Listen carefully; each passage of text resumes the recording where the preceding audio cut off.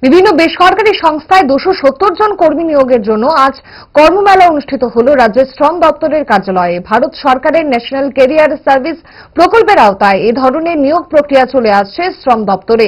রাজ্যের model career centre ও জেলা কর্ম বিনিয়োগ কেন্দ্রের যৌথ ব্যবস্থাপনায় আজ এই কর্মমেলা শুরু হয় সকাল 11টা থেকে। বিকেল 5টা পর্যন্ত এই মেলা চলবে বলে সংবাদ মাধ্যমকে জানিয়েছেন কর্ম বিনিয়োগ কেন্দ্রের অধিকর্তা অসীম সাহা। আজকে আমরা যে জব ফেয়ারটা সবসময় করে থাকি, রাজ্য সরকারের যে প্রাথমিকতা আছে আমাদের বেকার যুবক যুবতীদের কর্মসংস্থানের সুযোগ সৃষ্টি করা, তারই অঙ্গ হিসাবে আমরা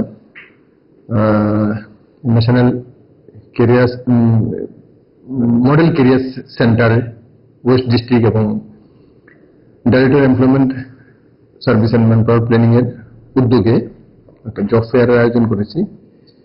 এই জব ফেয়ারে 3টা রাজ্যের এবং রাজ্যের বাইরের 3টা সংস্থা 270 জন বেকারকে নিযুক্ত করার জন্য উদ্যোগ নিয়েছে।